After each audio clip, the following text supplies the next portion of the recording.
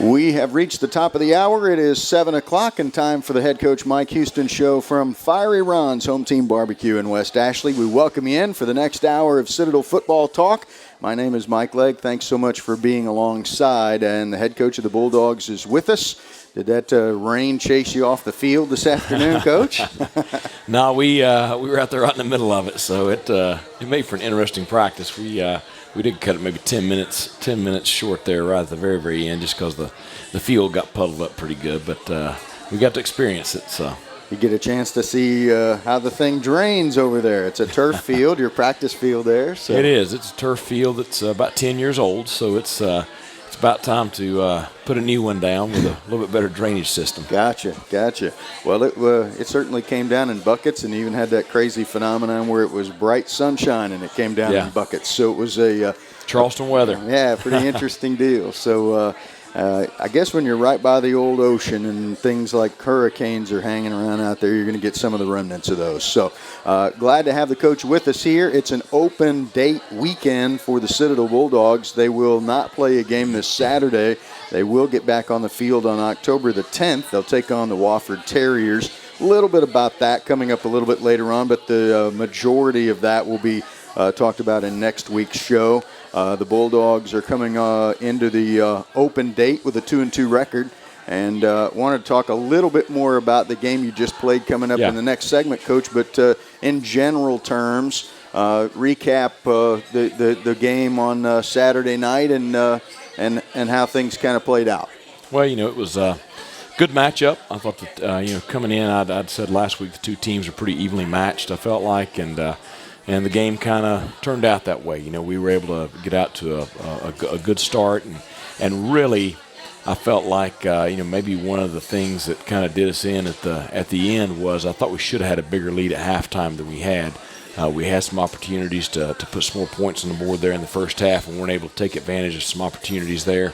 But big interception right before the half by D. Delaney, and able to make that one count. And so we went into the locker room with a 17-6 lead. And, we got in there, and of course, the first thing I told them, we've got to be ready because, this is a good football team we're playing. They're going to come back. They're going to, we're going to have to take their best shot here in the third quarter, and certainly they came out and did exactly that and hit us with a big play there on their first series. And, the game went back and forth, and I think we had a 20-19 lead with about 11 minutes to go.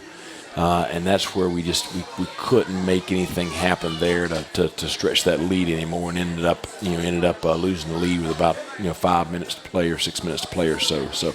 But certainly a lot of congratulations to the players over at Charleston Southern. I thought they played very, very well. And very, very hard, and it was a tough loss for our bunch. They brought some fans, had them over on the east side. Your side had lots of people in there. It was the biggest crowd of the year. Yeah, good crowd. A lot of energy in the stadium. Especially about the time Devontae got to about the 20, it was rocking pretty good behind us. So. But that's what it's supposed to be like. That's college football is an exciting sport, and it's a lot of fun when you're in a stadium like that, and between two teams that are matched the way we are, and there's something on the line, and so it was a great environment for college football Saturday night. Second pick six of the year. I've told many people kick returns for touchdowns and pick sixes are among my favorite plays. Yeah, anytime you can gain an extra possession, that's great. But when you can gain an extra possession and score on top of it, that's the gravy right there. The game goes to Charleston Southern. We'll talk a little bit more about that after the break. We're already upon our first time out. We've got the coach for the next hour or so, a little less. And so we got a lot of things to talk about during the open date week. And so we'll get right to that when we come back in a couple of moments. You're listening to the Coach Mike Houston radio show from Fiery Ron's Home Team Barbecue in West Ashley on Sports Radio 1450. Style. Selection.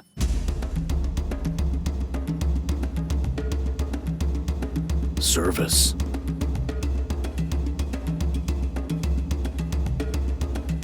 Quality. Value. See what everyone is talking about. Ashley Furniture Home Store.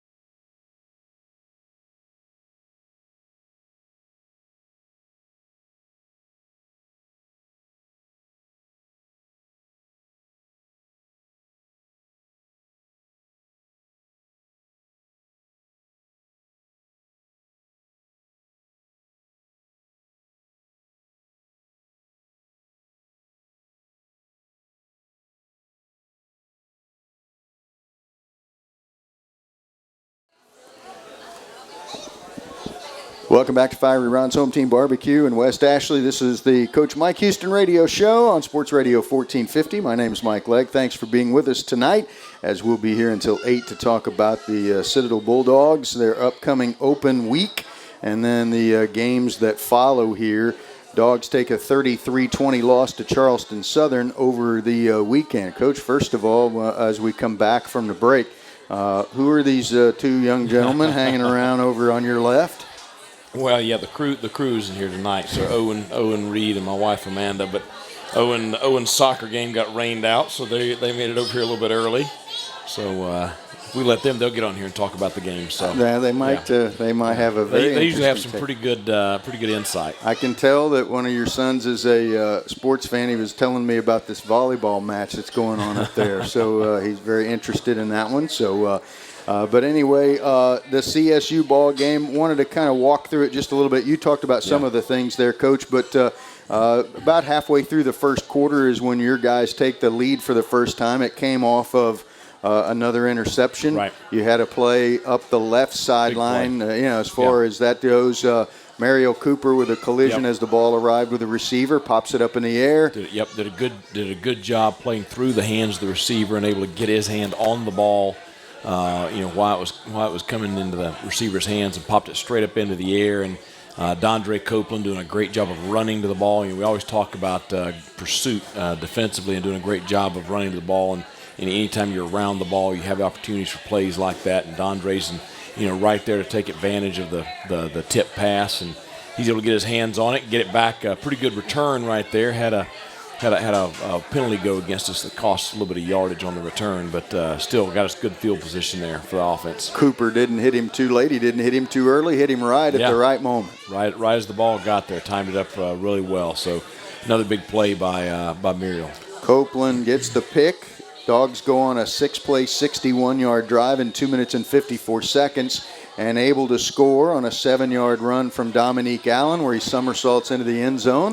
Big play, and that was actually a pass play. It was a bootleg, naked boot, and of course his first option is always take off and run it if he's got the edge, especially down there near the goal line. And so he saw an opening and took off with it and able to make a leaping play into the end zone for our first score. I don't want to go too deep into the technicalities of the position, because I do want to ask you about evaluating some of the position-by-position guys a little later on in the show. Sure. But some coaches find it difficult to keep quarterbacks who can run from always running. Right. Is that a challenge you face sometimes? Well, anytime we have those designed plays to get him outside of the pocket, and same thing with Aaron last year, if we get them outside of the pocket, obviously our quarterbacks are going to be pretty good runners just because of the design of the offense.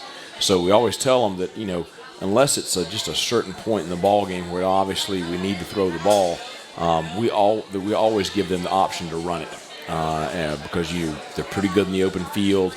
You get out there, you got more space, so it's able to make a defender miss, and so that's one thing that is a strength of our guys. I just know sometimes you hear coaches say, "Man, sometimes we don't give the pass enough of a chance because guys get antsy, guys take off and want to run before they throw." and really for a pocket passing team, that's true, but that's not us. Gotcha.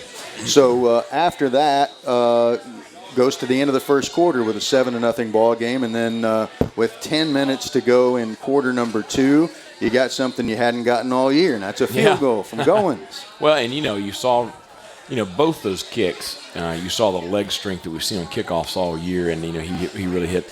I don't know what yardage that one was. We had one as a 45-yarder the other night though, and he hit it with ease. So he's having a good year. 27 on this particular one. That was a 14-play, 66-yard drive. Reminds me, too, a little bit. Anytime you see more than 10 plays in a drive, you're always kind of impressed. At least I am anyway, particularly with a team.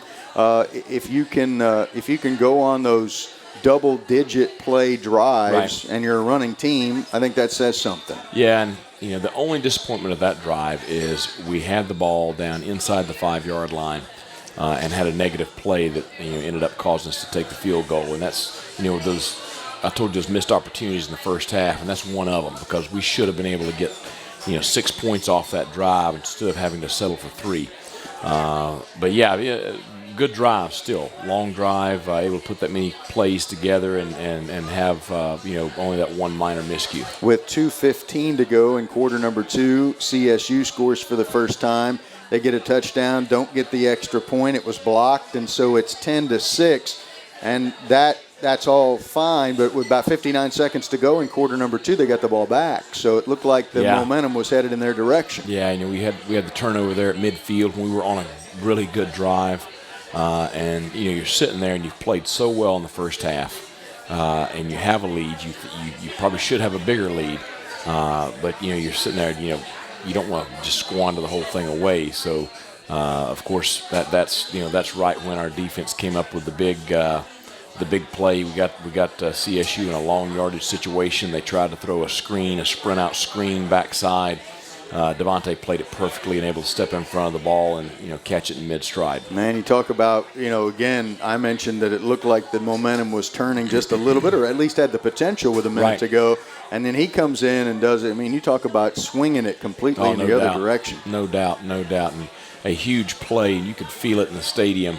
The momentum swing our direction, and was able to score. I think with about 4 seconds left on the clock in the first half. So big ball play. You go to halftime with the lead at that point, 17-6. You said to us on the radio that you had taken punches, you had given some, handed out some punches, and you were expecting some in the second half. And certainly that's what happened when the second half. The thing was, you didn't necessarily, you weren't behind very long until the fourth quarter.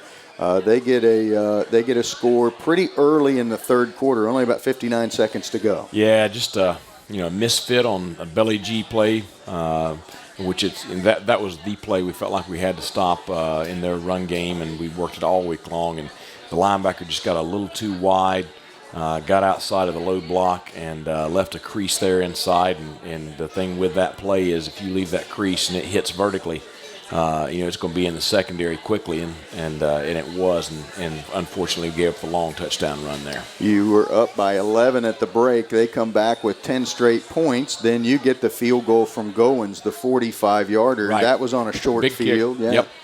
Big kick, and which extended the lead there, and gave us a good place to be. So clutch kick. Goins goes from 45, so he hits 2 in the game, 27 and 45. They come back with a field goal, but then it's still just a 1-point ball game, and then they get a couple of touchdowns in the fourth quarter to pull away and get the victory in the ball game. And so Hammond had a pretty good game for them. Holloway had a pretty good game for them, and 33-20 finishes up to be the final score in that one. How did the players respond to that one? How long did that one kind of smart? Well, that was tough, and you come in the next day and any time that you invest a lot in something, you obviously care about it a great deal. And so they've invested a lot in our program. They invested a lot in that ball game, not only last week, but preparing for that game during preseason camp. And so they took it pretty tough. But the thing I told them Sunday night is we're sitting here with 2-2 or 1-0 in the SoCon.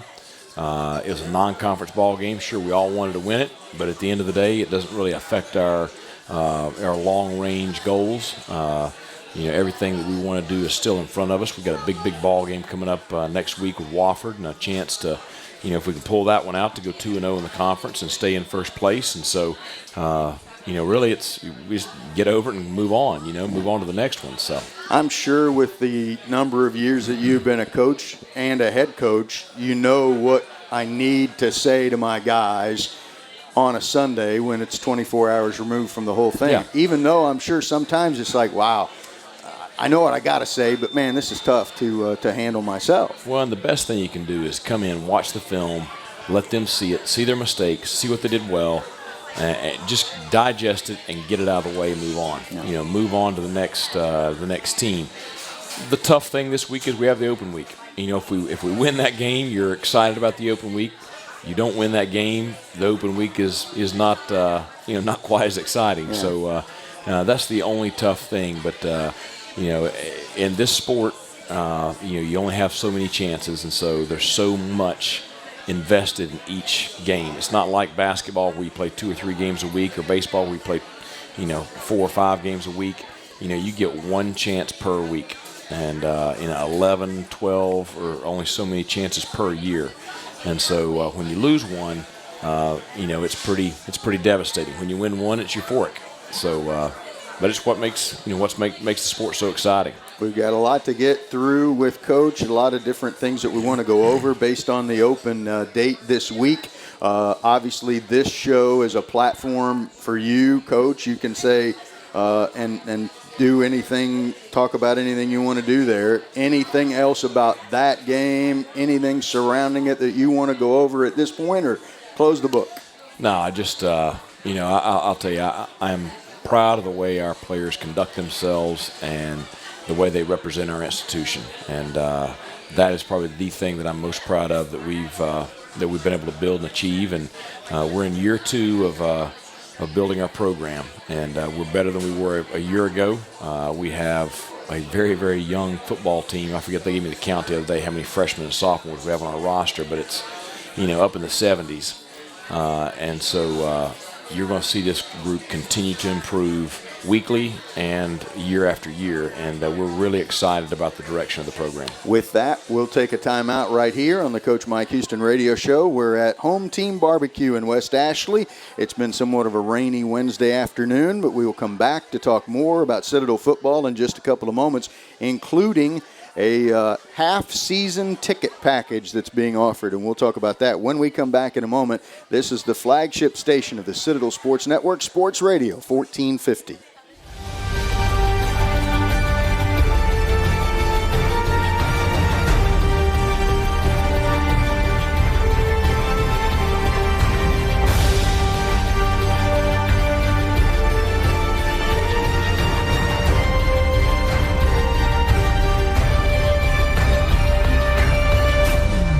The next play is ours.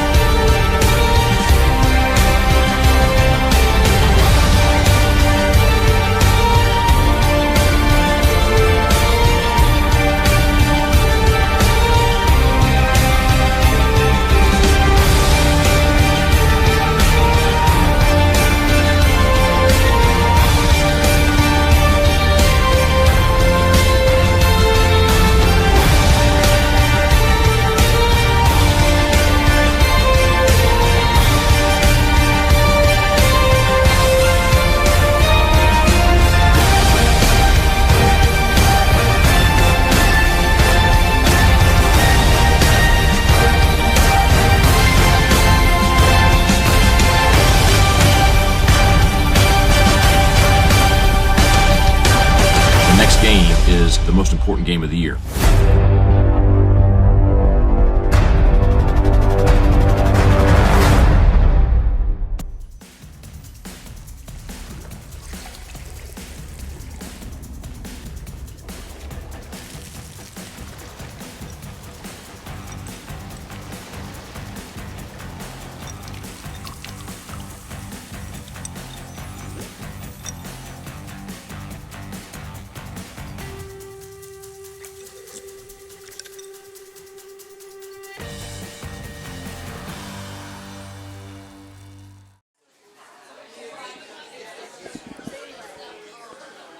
.722, welcome back to Fiery Ron's Home Team Barbecue in West Ashley for the Mike Houston Radio Show. My name's Mike Legg. Thanks for being with us.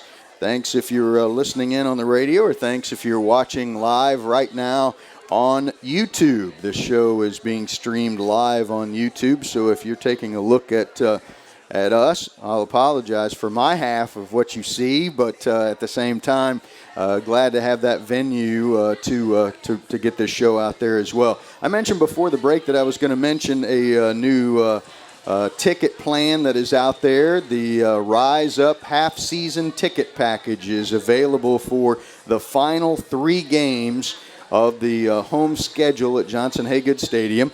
And so you can get yourself involved in that. It's the only package that includes both Parents' Day and Homecoming. And so due to increased single game and mini pack sales, the half-season packages are being offered at a discount from single game prices. The Rise Up half-season package covers October 10 against Wofford, the Parents' Weekend game, the 31st Halloween game against Mercer, and the November 7th homecoming game against VMI. All three of those games are 2 p.m. kickoffs. You can purchase those online at citadelsports.com/riseup, or you can call the Citadel Athletic Ticket Office at 843-953-DOGS, 843-953-3647. Chance to jump on the last three just because you didn't get the season tickets before. Chance to get them now. Yeah, and we're excited about the atmosphere we've got going in our stadium this year, and so it's an opportunity for more people to come out and be able to enjoy that. And with the afternoon kickoffs, I always think that's a great makes for a great day for a family, because you can come out and enjoy the sun and enjoy a college football game in the afternoon and still have your evening with your family there. And so. And I'll tell you, it's three really good ball games too. The Wofford series is always an exciting game. For the Citadel, and then Mercer is a very, very good football team. Former Furman coach Bobby Lamb has done a great job building that program there, and expect that to be an exciting ball game. And of course, homecoming against VMI. There's so much surrounding that day. It's senior day. It's homecoming. It's the military classic of the South between the Citadel and VMI. The battle for the Silver Shako. So. A lot of excitement around those three ball games. Yeah, that VMI team has certainly got some offense about it. Yeah. With the young quarterback Cobb, he's going to be a good one, and he was a good one when you saw him last year too. So agree, three real good games there. So call again or log on to the net and pick up those half-season ticket packs. They're called Rise Up. Citadelsports.com/Rise Up, or call Citadel's Athletic Ticket Office at 953-DOGS, 953-3647. And so that is something that is on the horizon there. We've talked about what just occurred for the Citadel Bulldogs. This week it's an open date. The Dogs will wait a week to get back on the field. So that always brings up the question, Coach, what do you do and how do you structure the open date weekends? I know you want an opportunity to rest some guys, maybe get some guys healthy, but how do you structure the way things are done when you have a week between games? Well, it's just such a tedious thing you want to make sure you keep your players sharp. You want to continue to develop at the same time. You've got to be conscientious that you got a long stretch coming ahead of you, so you can't go out there and beat yourselves up. So we went out pretty good yesterday and today. We were full pads both days. Had a lot of work ones versus ones yesterday, and had a pretty good little period there at the end where they went at it full scrimmage, full contact, game simulation, and it was really, really good. And then had that plan at the end of practice again today, and the rain and the water on the field kept us from doing that. But tomorrow we're going to go out and work on a lot of situations with our travel team and those guys. And then at the end, and it's kind of the highlight of the open week, is we've got the scout, the non-travel guys, the red shirts, the scouts. They match up and have a little bowl game at the end of practice for about the last 45 minutes, and we're actually splitting up and letting some of the offensive players call the offense and some of the defensive players call the defense. And so it'll be an exciting little deal tomorrow to kind of end the practice week. They'll lift on Friday, and then we give them the weekend, the Friday night and Saturday off, and then we'll come back in with a normal Sunday. How much of Wofford do you sneak into this week? Well, Wofford runs the same offense we do, so a good bit. You're kind of sneaking it in. When we go against our offense, you're seeing a lot of the same things, and of course, we got a good scouting report on Wofford already, so we. Coach Thompson and I kind of worked together, and about half of what he ran against our defense was things that Wofford's going to run against us, and the other half are things that he wants to use in the game against Wofford next week. So it's a good opportunity to get a good live look against some things that you just can't simulate in practice otherwise. Now, coming up, you're a third of the way through the season now with 4 games, as crazy as that seems. But I wanted to go through, and we can wait till the next segment to kind of dive into this just a little bit. But I wanted to kind of walk through some of the different, actually position by position, and talk about the competition that exists there, where you stand with different guys and all that kind of stuff. So I want to go through the not quarter season, but the third of the season type of a report card, if you will, coming up. Practice ending up, as you mentioned, tomorrow. What does that give you personally the opportunity to get out and do? Well, I'm speaking tomorrow at lunch at the Orangeburg Touchdown Club, so I'll go up and back real quick tomorrow, and then I'll leave tomorrow after practice to go to Sumter and speaking at the Sumter Touchdown Club's Friday morning. So it gives me a chance to get out and get across the state and do some speaking engagements there. A couple of our coaches were on the road recruiting today. We've got most of the staff on the road recruiting tomorrow, and then the entire staff is on the road recruiting Friday. Yeah. And then we'll be scattered all over the Southeast Friday night at different high school football games. So you don't get much time off if you're the coach. So, but Saturday is, I told the guys, I said, I want everybody back in Charleston Friday night or Saturday morning, and Saturday's a family day. Nobody's going to be around the office. We've got a big day planned with just around the house and around Charleston with Amanda and the kids, and so we're looking forward to that. That sounds fun. There's no question about it. We'll get into that report card type of a thing coming up here in just a couple of moments from right now. But a couple of notes about the Citadel Bulldogs. Right now, they're in the upper half of the league in 21 of the 33 statistical categories that the Southern Conference keeps. Second in the league in points per game at 33. They still lead the league, and they're second in the FCS in rushing yards per game at 343. 133 yards per game. Passing defense, yards against, that's first in the league, sixth in the FCS, and then 8 interceptions on the season, which is first in the league, and 5 more than last year. So that's something that's turned, no question. Yeah, no doubt. And we felt like that we worked so hard just because, we were not very good in the secondary last year. A lot of that had to do with youth. Some of it had to do with a new system. But we felt like we were much improved over last year in that respect, and certainly we've looked at so far.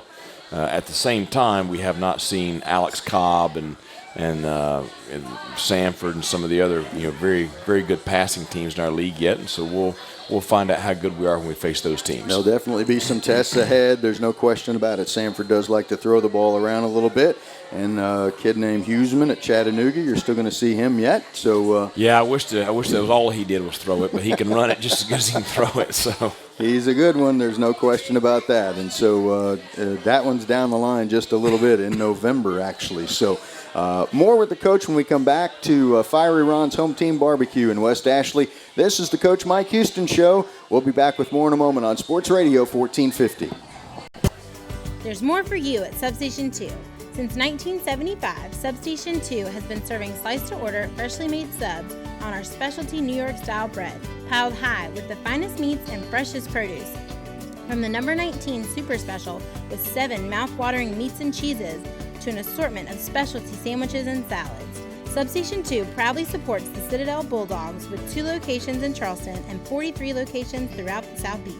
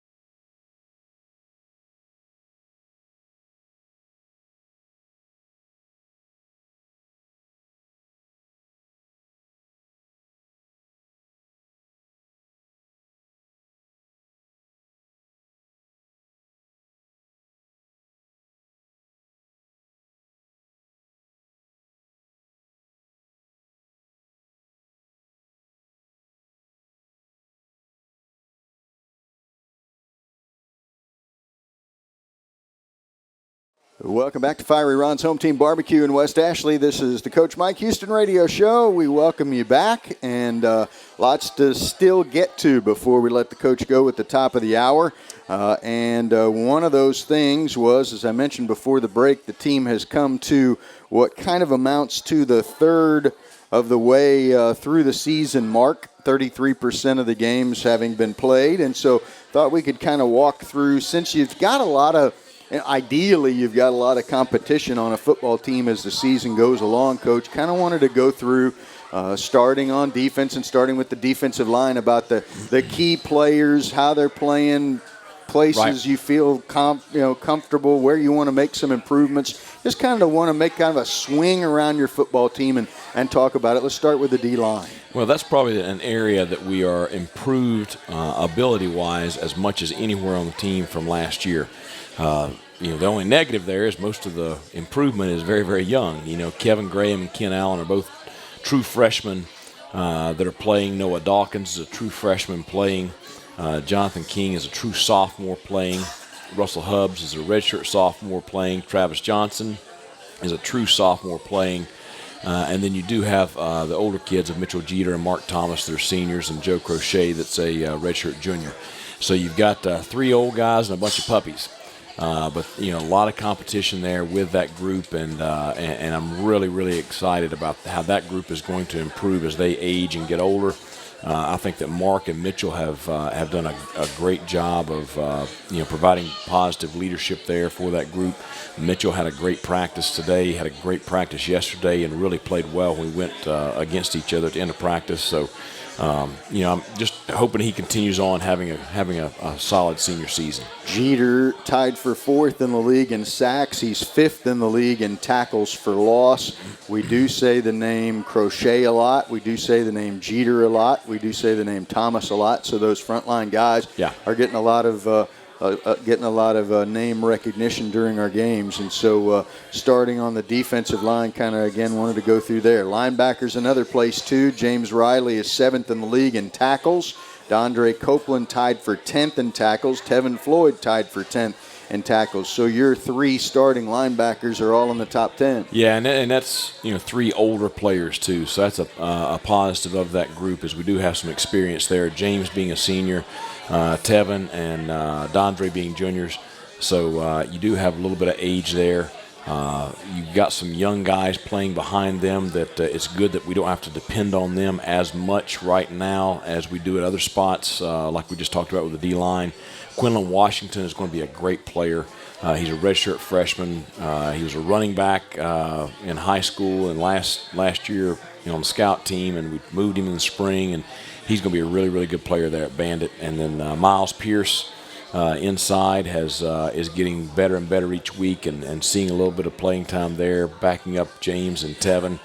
And then we got some young guys that we're trying to redshirt, and I don't know if we're going to be able to do that with them, but Phil Davis is one that is going to be a good player for us in time. We'd like to not play him this year so that we have him for 4 years after this year, but he's doing a good job there. You kind of answered my question that I was going to ask about Quinlan Washington, and I was going to say, what in the heck's a linebacker doing returning kicks? Well, I'll tell you, he's going to break one before the year's over. I'm calling it right now. Okay. He is going to break one. He has such good vision, and the one thing you see with him in kick returns that we didn't have last year is he is fearless and will stick it up in there where the return is designed to go. And that's what you really got to have on those. And he, about popped one the other night against Charleston Southern. But, if he keeps working hard and we're really working with the blocking up front, I think he's gonna take one the distance at some point this year. He has returned 9 kicks, has an average of 24. He is the leading kick returner in the Southern Conference right now. So, didn't know that. That's good stuff right there for that young man, and working on some time in that linebacker spot as well. I'll tell you, he is not developed yet physically. I mean, he is going to be a big kid when he stops growing. So I'm excited about him. Let's go to the secondary now. We talked about him a little bit. You got D. Delaney, who's got 4 interceptions to lead the league right now. You've got a newcomer. You had a veteran in Cooper outside, and then the safeties as well. Let's talk about the secondary. Well, at corner, great thing about D, he's vastly improved over last year. He's only a sophomore, so we still got him for several more years. Coop come in and has fit right in with our team and gives us that veteran guy there. But then you have some young guys who are still working behind him. Tyus Carter played some the other night.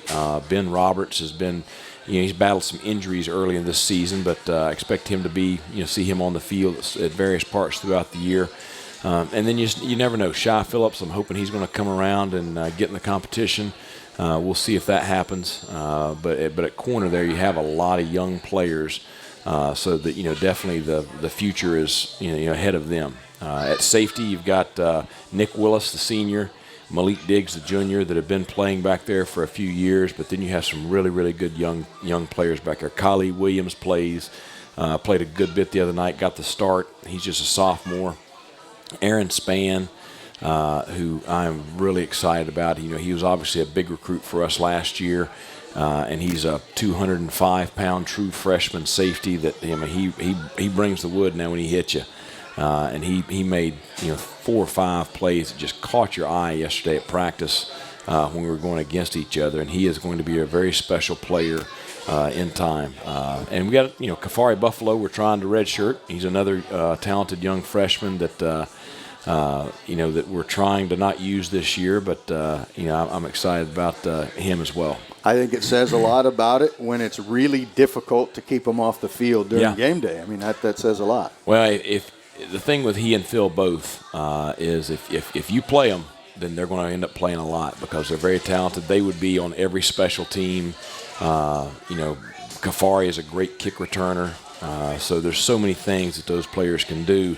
It's just that you don't want to use them for a year where they're not a starter or not playing a lot, because they're going to be that caliber of player in the future.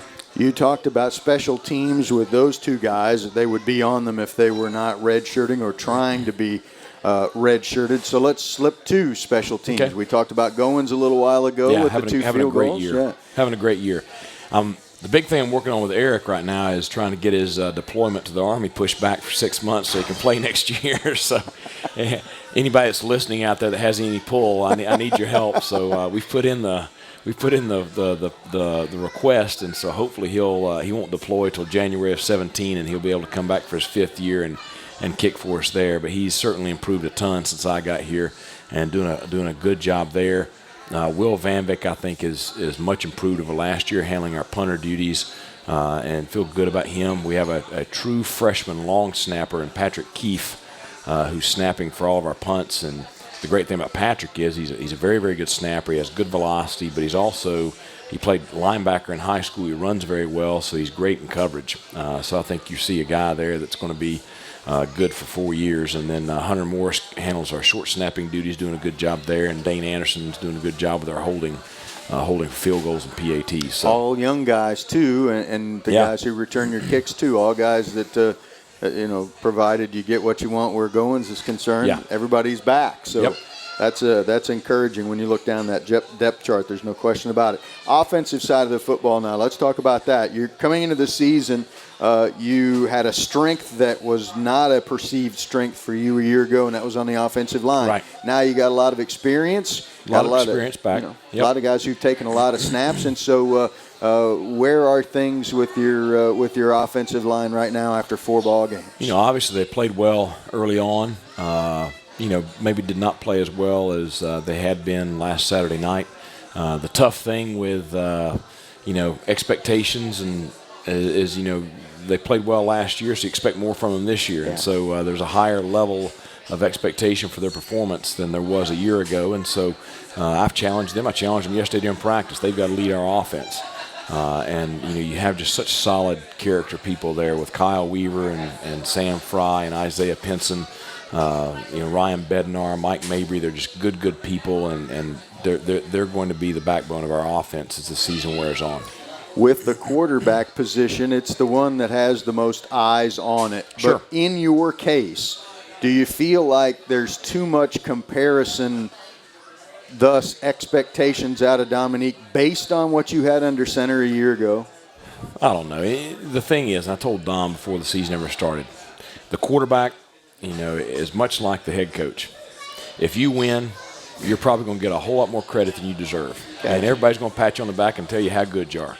And if you get beat, you're going to get blamed for it. And, you're going to take more of the blame than you probably deserve, and everybody's going to tell you how sorry you are. So it's you can't worry about it. You got to have thick skin, and you got to forget the last play as soon as it's over and move on to the next, and you got to be able to stand up and lead whether things are going good or bad.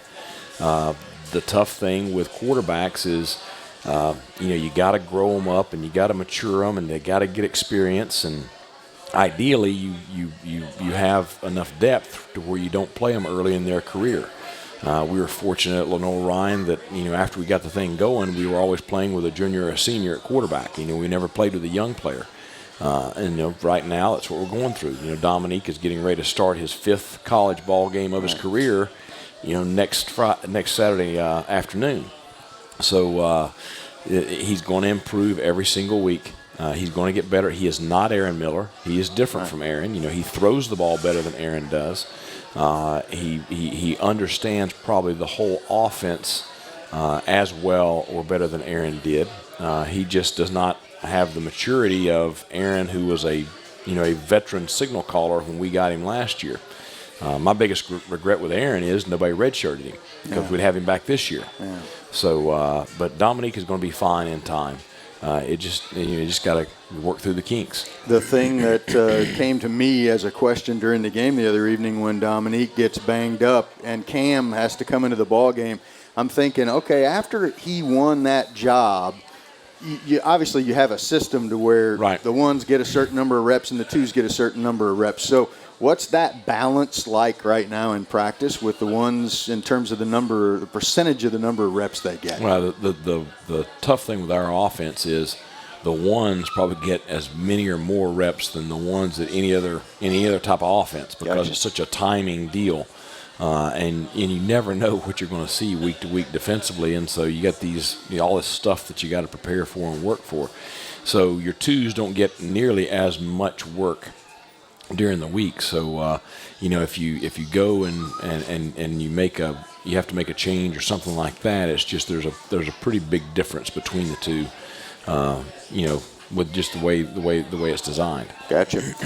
We'll roll into the last two pieces. They're the backs for one. Yeah. We'll tie all of the slots and the fullbacks into that as well, and then the wide receivers. If you want, just go for those. You had Isaiah Smith starting at the fullback at the start of the season. Right. A little bit of an injury, misses Georgia Southern. You had Evan McField, who's as I mentioned earlier, is up there pretty good in terms of the league, third in the league in rushing. He's 10th in total offense. And so let's start with the fullbacks. Yeah, and the good thing is with the bye week, Isaiah will be back at 100% full strength when we face Wofford in a week and a half. So it's a great 1-2 punch right there. You have a third in Tyler Renew that's been a starter for us in the past. So obviously there's strength there with our depth and youth. I mean, Evan's a freshman, Isaiah's a sophomore, Tyler's a junior, so they're all three back next year, and the bulk of them are back for several years. So there's good quality there. There's they're all big, strong runners, and Evan showed the speed at Georgia Southern that he can break the long ones. So excited about that group. You didn't even have to take a B back in this last recruiting class. No, because we didn't. Of that. We'll probably take one next year, and we'll probably try to take one that's a little bit different than Evan and Isaiah. Just to add that to our offensive abilities. Okay, you got Cam Jackson, you got Vinny Miller at the slots. Who else is pushing them right now? Yeah, two seasons veterans there, and again, Cam's just a sophomore, so he's a young player. Vinny is the senior there, and excited for him and how he's developed at that position. You got Rod Johnson, who is, if we can get him healthy, he's going to be a really good player. He's got probably the most ability of anybody in that group. True freshman. We saw a glimpse of it early on. Really want to get him into the mix, into the rotation. Reggie Williams has done a great job with blocking, great job in special teams, and I think you're going to see him play more and more as the season wears on also. So obviously Cam and Vinny are the starters, and I don't think there's any competition there as far as beating them out, but we need to develop those young slot backs and get them in there to keep somebody fresh in there all the time. And one thing's for sure, you definitely have some experience at wide receivers. You got Glover, you got Eakins. Both those guys experienced guys. Right. They've played in a lot of games. They have, and they've done a good job. Local products from Wando High School, as is Rudder Brown. So, and they're two different kind of players. Rudder's or Alex is the bigger, stronger, more tight end body type player, and then Eakins is the more traditional wide receiver with his abilities. And both of them have made different points in time so far in this early season. Have made some big plays, and Brandon had a pretty good game the other night against Charleston Southern, and I'm looking for him to make more of an impact as we move on into the second third of the season. So that has kind of taken us through each of the position types and talk about the different guys and where everything wants to be. So one more segment to go. We'll come back to Fiery Ron's Home Team Barbecue in just a couple of moments. One more segment to go on the Coach Mike Houston radio show, and we will talk about the rest of the things on our agenda. Look ahead just a little bit to the Wofford game in a week from this Saturday. Come back with us right after the break on Sports Radio 1450.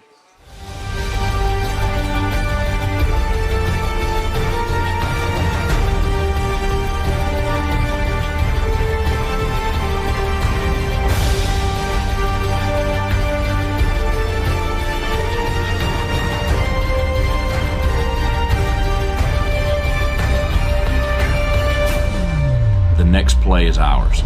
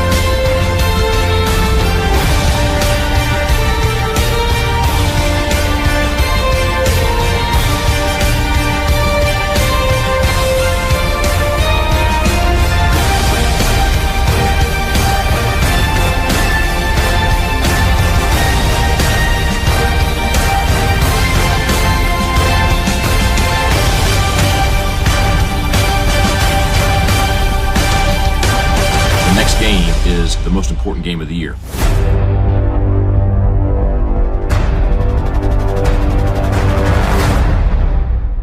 So I needed to deposit a check. I was about to head to the bank, but out of nowhere, it just started to rain. Like, really rain.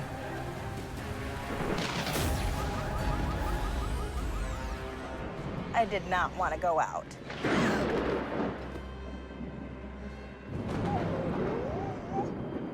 But then I was like, duh, just use your phone. Mobile deposit techno thingy to the rescue. I'm Raina, and I bank human at TD Bank.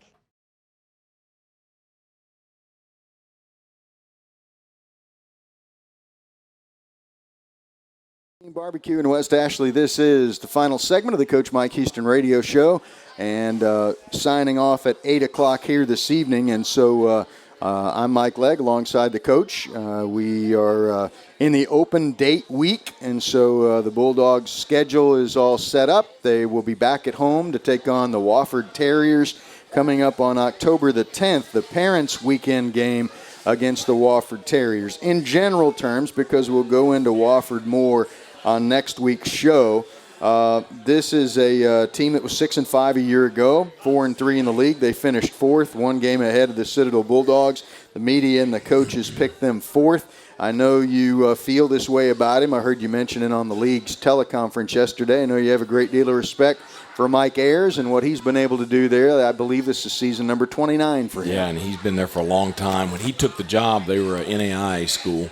And he's seen them transition to Division II and to Division I, and he's been there the whole time, and certainly built them into a perennial, contender for the SoCon championship, and had a lot of playoff experience. Has come close to getting to the championship game, and he's just a veteran coach that does things the right way, and has just always conducted that program with the utmost with class and the way they play. And he's been good to me in my career. He allowed us to come down and visit with him when I was, early on at Lenore Rhine, and spent time with he and his staff there. So, always been a guy that's, taken interest in young coaches. So. It is that's a big one for the Bulldogs. It comes up on October the 10th, and as Coach mentioned earlier, all the games for the remainder of the home schedule will be 2 o'clock ball games, including the Wofford game. We mentioned earlier that there is the Rise Up half-season ticket package coming up.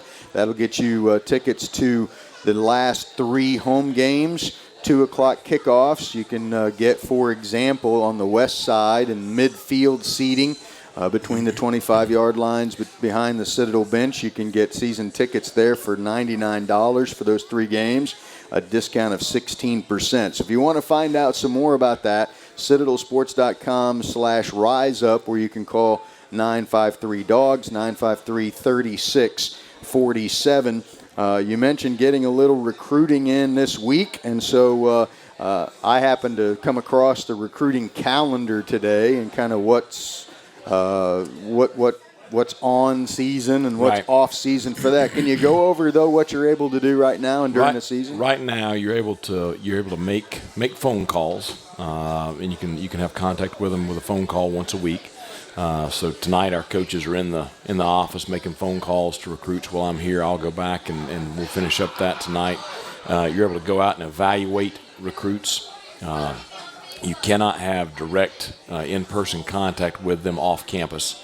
If they come to an unofficial visit on campus, we can talk to them there, but off campus it's just an evaluation, so you can gather information on them. You can get their transcripts, get film, watch them play, those things, but you can't have that direct contact. So it's still very much in the finding phase, and we do have, a good many offers out right now. We don't offer probably as much early as some schools do, just because some schools throw out 100 offers. Now, they're obviously not going to take all of them. Yeah. And so how valid those offers are, I don't know, because, you go to try to commit to them. Oh, no, it's not a committable offer. Well, I don't know what kind of offer that is. Yeah. So we tell recruits, if we offer you, then you have a scholarship at the Citadel. And obviously with the institution we represent, and where, so much is on your character and integrity and the way you conduct yourself and carry yourself. We're not one that's going to offer and pull those offers. We talk to the kids, and I may tell them at some point, listen, now I've got another guy that wants a scholarship. If you want it, it's yours. But if you're unsure, you don't want it, I've got to move on. Mm-hmm. We'll have that talk at some point. But we do have quite a few offers out there, and we have some commitments, and so we're working hard towards building a class that can back up last year's class, which I think is just really an outstanding group of young men to build our program on. You mentioned that your coaches will get a lot of time out this week, be able to take in some games on Friday. How far out will they fan in the country? We'll make it the Southeast. Okay. Orlando, Tampa, Atlanta, Charlotte. We'll make it up into Virginia a little bit, and then obviously all over South Carolina. There obviously are limits when you got games, how far you can get away. Yeah, travel time. It's most of them had one leave today, got a bunch of them leaving tonight, and then the rest of them are leaving tomorrow night. So you can only drive so far. Citadel Bulldogs are in first place in the league. They will be there through the weekend, of course, and then they will have an opportunity to extend that against Wofford. There are other games going on, only one league game. The non-league games are Bucknell at VMI, Presbyterian is at Western Carolina, South Carolina State is at Furman. The only league game this weekend, Wofford at Mercer, and so that's an interesting one. It will be. I think you'll probably find out a lot about both teams this weekend. But obviously 2 quality programs and 2 very experienced coaches in the SoCon that have faced each other a lot over the years, so it should be an exciting game there. Anything in the league this year surprise you as you kind of look at scores from the outside? Well, I think couple things. I think one, Furman, going down to UCF and beating them down there. They're obviously very strong this year. The other is VMI. I think that Scott Wackenheim's done a good job in his first season there so far. They didn't win at Furman last week, but they had a 14-0 lead and led for most of the ball game before finally losing 24-21.